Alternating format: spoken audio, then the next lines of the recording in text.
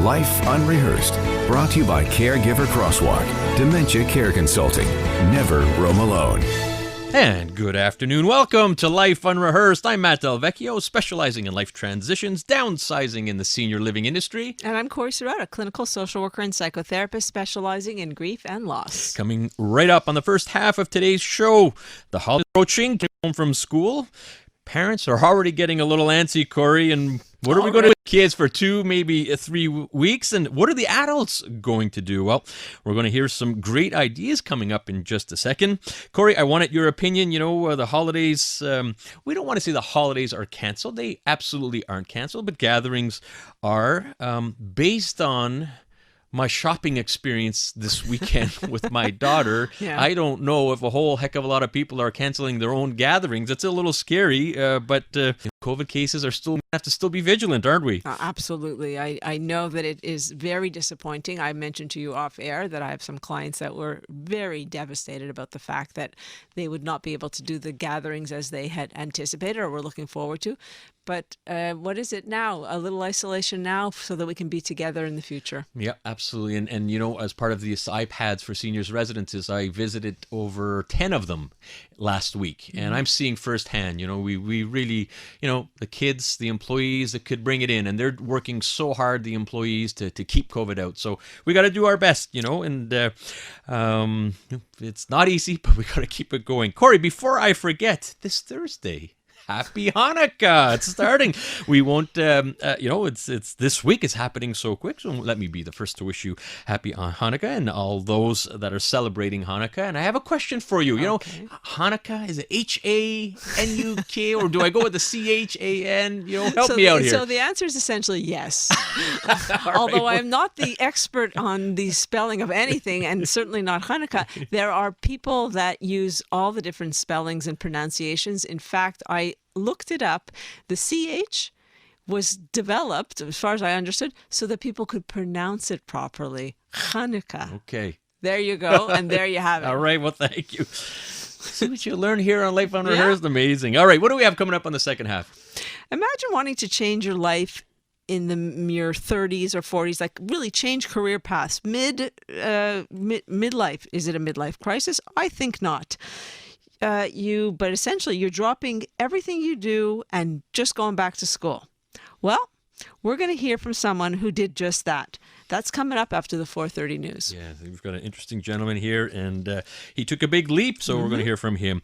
All right, you know, Corey, as you know, we're even you and I are trying to figure out what we're going to do over the holidays.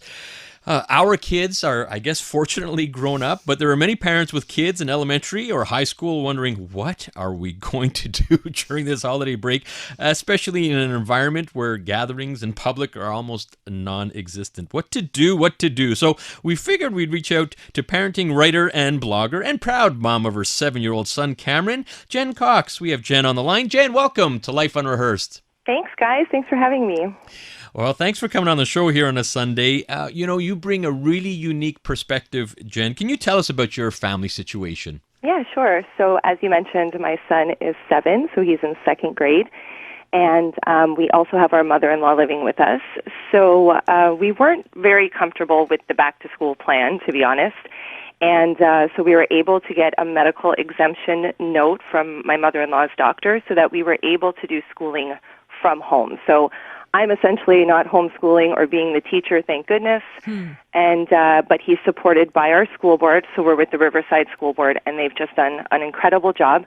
And he's online all day long from 8:30 until 3 with a full curriculum. Wow. So the fact that children will be at home for the holidays is not new to you because your son's been home. So how has it been about the challenges of having him home all the time? Yeah, it's definitely challenging. He's on a screen, obviously, throughout the day quite a bit.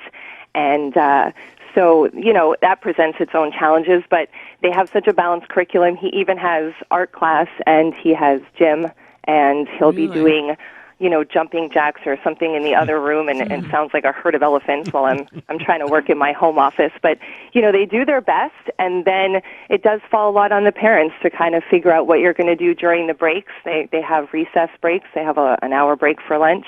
And then obviously once they're done school, you don't want them to hop on another screen and start immediately playing video games or doing the TV thing. So it's a lot of balancing. It's pretty difficult some days. It's long. That's parenting writer and blogger Jenn Coxx talking about, I guess, your personal challenges at home. And like you say, it's not homeschooling. You got a medical exemption, but your son is home all day long. And Jenn, I know you've talked a lot lately. You're a person in demand to talk about some activities that families are doing, both for their kids and themselves. And we want to be able to start and get your opinion. There's so many things that you've mentioned off air that kids and families are doing during the holidays. Can you maybe highlight some of the few that would be quite interesting for everyone to hear? Sure. Well, I think the nice thing about this Christmas, I know that everybody seems to be sort of dwelling on the negative part of not being able to gather with family and friends, and obviously that's not the ideal.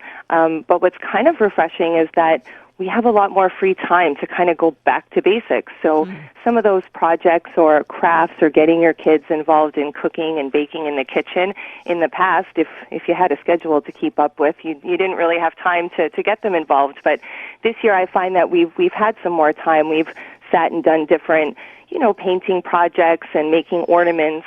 I think we might actually take on a gingerbread house this year. And don't get me wrong, I'm not going to start baking walls. There's lots of great kits out there, so you can definitely find shortcuts. But yeah, I think just kind of a movie night and pulling the mattress maybe into the living room from your bed just to make it different, or having a sort of make your own supper night where you put together taco bowls or make your own pizza. You can kind of just do leisurely activities that you didn't have time for around the holidays in years past with all that hoopla, right? Well, I think that you're raising some really, really important points, which is that we have lived in such a hurried society, and we're so busy, and we don't have so much time typically to do the things we want to do. Now is the time to regroup, reinvent, and invent some more creative things. Like you said, I love the back to basics, the craft projects. I actually had a discussion with one of my clients this week about the fact that let's exactly what you said, let's not dwell on what you can't do. Let's look at what you can do and how can you make the best of this situation. Absolutely. And I think even simple things. The other night we decided to go for a drive around the neighborhood and look at lights. But, we packed up a little thermos with hot chocolate. I told him he could wear his PJs in the car, and he was happy as a clam. That was like a great outing for him. So I think, we hesitate to get our kids involved in maybe some of our projects because, let's be honest, they do slow us down. They make messes, and they're not as quick as we are. But now we have the time to just sit back and do things together as a family. Jenn, it's interesting, and you come from a different perspective, unique perspective, because your son is home all day long as it is, and I'm sure it's been you've had your good days, but you've probably had your challenging days over the last several months. I think families and parents are perhaps getting a little concerned. Okay, what are we going to do for the next 2 to 3 weeks? And I would assume patience is in order. It might be fun for the first couple of days, but after the week, 10 days, it might start to add up a little bit. And I know you have been extremely patient. And what would you recommend to some parents that are having their kids for so long? I think the biggest thing is, getting them outside and making sure that they get that fresh air. It's getting harder. You look out the window and it's gray and dreary and windy and cold. But, it really shows when they're stuck inside a lot. It makes a big difference to just get out there, go for a walk around the neighborhood. Every time it snows, we're getting our gear on and going out to play in it. I think making sure that they have the physical activity and getting that fresh air. And I think that parents don't need to be so hard on themselves. We feel like we need to entertain our kids these days like 24 hours a day, right? We jam-pack their schedules. We, have all these elaborate plans. But I think at the end of the day, we all just need to stop being so hard on ourselves. And it's okay to, have a lazy afternoon and just watch a movie or play a board game and not really call it a waste of a day, but, a nice relaxing way to spend the day. That's so true. Jenn Coxx, parenting writer and blogger. Now, lovely and wonderful ideas for the kids. And we can't forget about our spouses, our loved ones, our the parents, and they're going to need a bit of a break as well. And you've got some wonderful ideas just for the parents. We're going to hear those ideas. Life Unrehearsed, brought to you by Leanna Senior Transition Support, specialists in downsizing and seniors residences. Welcome back to Life Unrehearsed. I'm Corey Sirota, along with my co-host Matt Del Vecchio, and we are talking with parenting writer and blogger Jenn Coxx about some valuable tips and advice for families during the holiday period. Before we went out to traffic, we discussed some potential in-home activities for kids. Here's a novel idea. What about letting kids be bored? I don't think we do that enough. I don't know if Jen would agree with me on that one, but I think that kids can be incredibly creative when we leave it up to them to find the things to do. And that's just my shout out to allowing kids to be bored. That said, what about the home activities for adults during the holidays? Yeah, so I have some great ideas. I reached out I have a circle of girlfriends that we live across Montreal and Ottawa as well as the U.S. And I said, you know what, ladies, we deserve gifts this year. I mean, we love the kids and everything, but it's been a tough year, and I want some presents. So we came up with doing a Secret Santa gift exchange, but we use this incredible app called Elfster. And you kind of put in your information, and it does all the work for you. It messages everybody by a certain date to say who you're buying for. You can upload wish lists. You can do all your shopping through the app.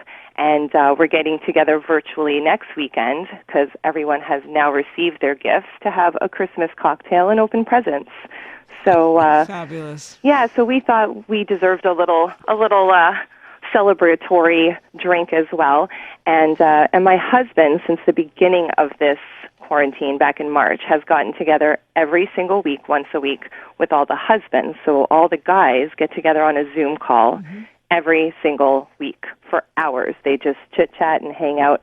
I think we all kind of need that. We all need a little more socializing friend time, right? Even if it's over a screen. Agreed. Girls' night out, guys' night out. Tell me, Jen, listen, are you snooping over your husband's Zoom call, and is he snooping over yours? Maybe once in a while. I might sneak on there. But I like the boys, too, and he likes the girls because we're all a big group. I definitely, once in a while, might sneak on there. Yeah. All right. Now, home gatherings has been a very hot topic. It was given to us and then taken away. I think for very good reason. How are you going to be handling your gatherings during the holidays? I think you have a unique take on it. Well, this one's a real bummer, and I know that a lot of people are sharing this, but my whole side of the family is in Ottawa. So we've decided to err on the side of caution and not get together and not even attempt any sort of outdoor or bend the rules or find a way. Basically what we're doing is we're buying and wrapping and doing up all the gifts, and we're going to meet right at the border. We figure that has to be the safest neutral ground. We'll go to the Ontario Visitor Centre parking lot and just swap gifts there so that on Christmas morning we can log on virtually and still open presents together. I think that's a lovely idea. That's Jenn Coxx, who is the writer and blogger for parenting. And you're giving us some really interesting suggestions around how to handle the holidays with the kids home, families home.